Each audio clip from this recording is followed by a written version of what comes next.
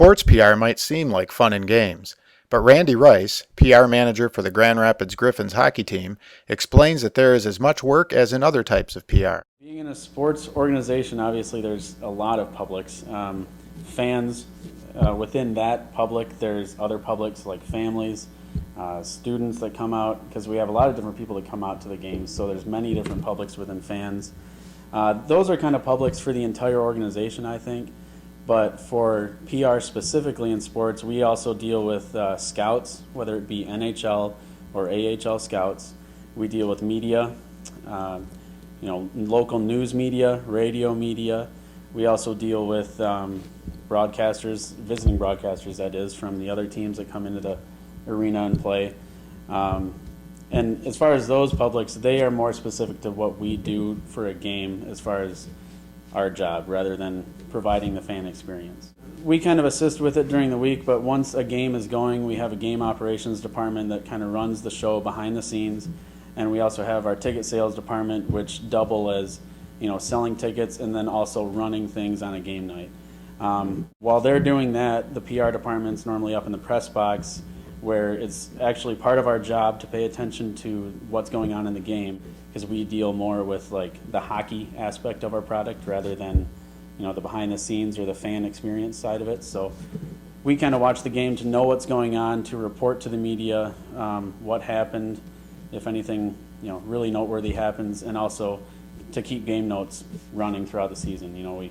We write game notes for each game, so we have to know things about like winning streaks, if a player has a streak, like a point streak, and things that are noteworthy like that. So you're kind of almost like a statistician for the team as well.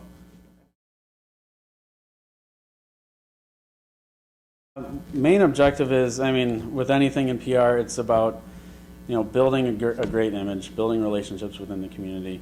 Part of our mission statement is making memorable experiences for our fans, and also just creating remarkable entertainment. So I guess that's kind of more of an overall objective from the organization standpoint.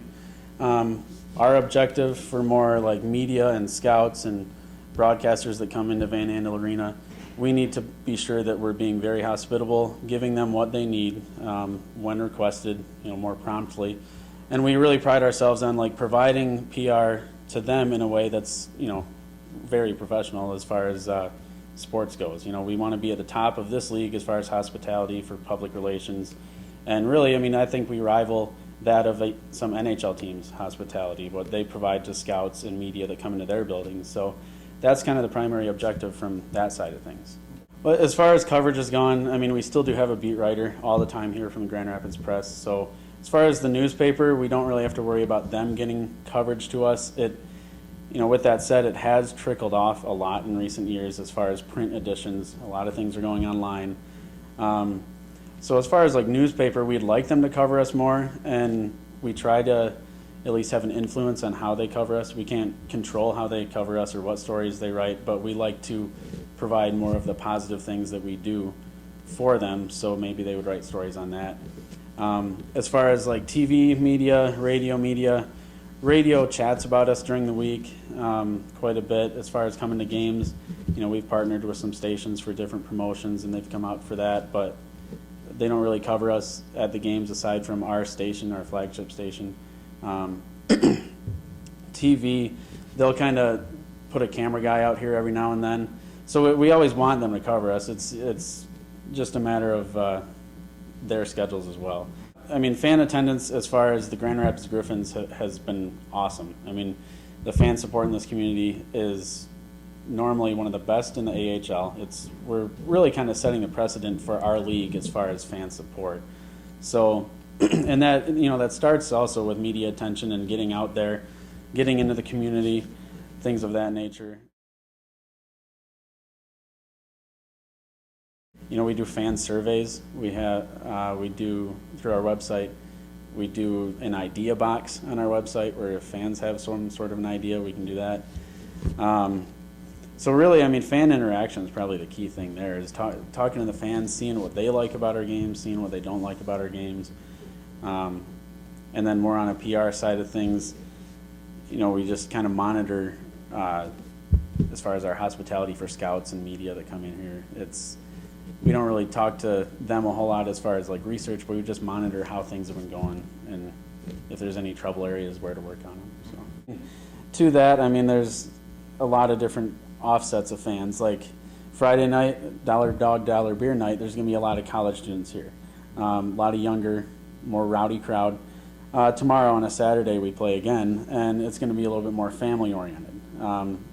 So it's depending on the day of the week, it can be like a different game night experience. Sundays, normally all those are on 4 p.m. games, so again, that's a lot of families. So it just kind of extends out like that. And then we also do a lot of groups, like Sundays and also Wednesday night games. Sometimes we get a lot of groups out here, group ticket packages and things like that. So it's that constant dialogue with our fans that we like to keep open as far as what they like about coming out. As far as media, I mean, we want the media to know who our team is as far as like individuals. The players on the team, we want them to be accessible to the media. As far as hockey players go, they're great with the media. They're easy to work with. They're willing to do almost anything community related, media related. So it's about getting the team in front of the media so they know who they are, which in a way will have them cover us more because because they won't be unfamiliar with the territory if they come into the arena.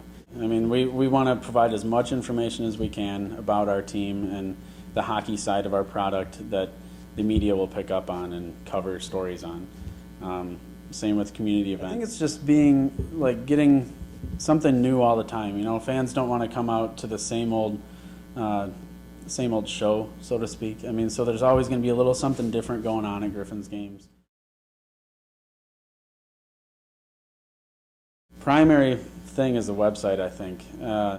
We put griffinshockey.com on all of our publications. And now with social media, that has gotten huge as well. We have a Facebook page, we have a Twitter page, we do a lot through texting. People can sign up to get Griffins alerts, and if we have a special offer we want to offer just to our texting subscribers, we can send that to them, in advance of a game that maybe they'll pick up on. We actually have a social media and marketing manager now. That it's his job to run the social media aspect of our organization, basically. I mean, and we do a weekly release every Monday or Tuesday, depending on the schedule, that just shows what happened over the last weekend and what's coming up. And then throughout the week, we'll do news releases if a player gets called up to the Detroit Red Wings, if a player gets sent back down from the Detroit Red Wings, and just anything else newsy that goes on during the week, we'll do that.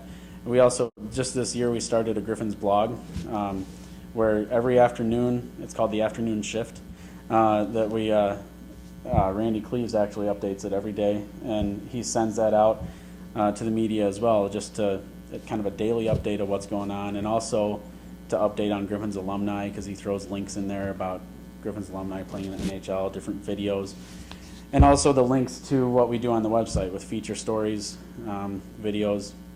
I'll get some practice footage of what's going on in practice and talk to the coach about the upcoming weekend. Or we do post-game interviews after each game, and we'll put those videos up on the website as well. So we're just trying to do a lot more video-oriented things. We also do a graffiti game program. We do 4 issues a season, which are free to the fans.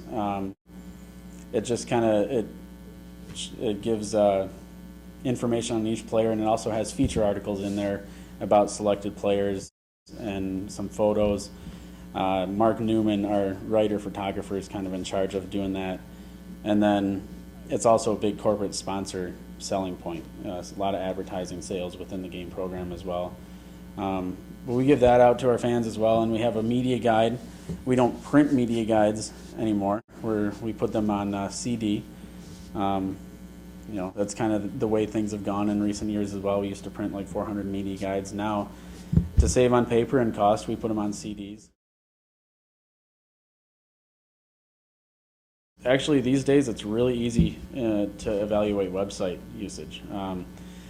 Infinity Pro Sports is the company that we go through for helping to run our website, and on the back end of the website, when you're editing things, you can see the number of clicks for who's clicked on your article. You can see hits.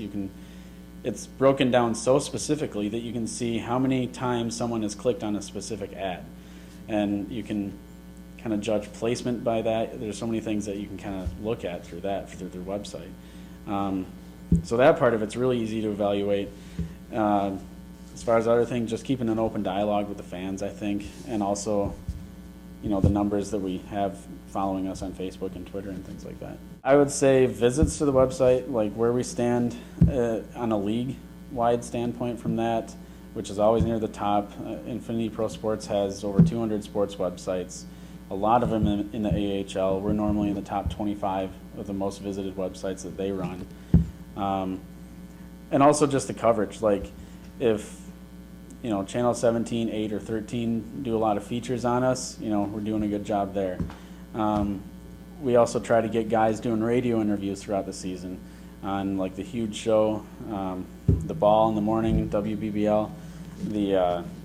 We've developed a great relationship with our head coach and Chuck and Andy from the River. So we track how many interviews we get on the radio in a season. WGRD, Freeburn Howings, has got a great relationship with our captain, Jamie Tardif.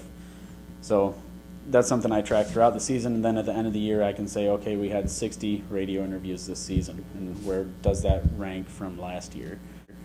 As McDonald throws it into the Griffin zone, it's sent all the way up ice by Brendan Smith, tipped on the way, no icing. I always tell people that want to go into sports, go into a sport you're passionate about, because you're going to work hard and you're going to work a lot of hours. And if you're not happy with the sport you work in, you're not going to be happy in the job. I grew up playing hockey. It's always been my favorite sport. So I'm really passionate about it and just enjoy being around the sport. I mean, during the season, you're going to work 60 hours a week, sometimes a little more. So, I mean, there's a lot of hours in sports, so it's always important to go into something you're passionate about.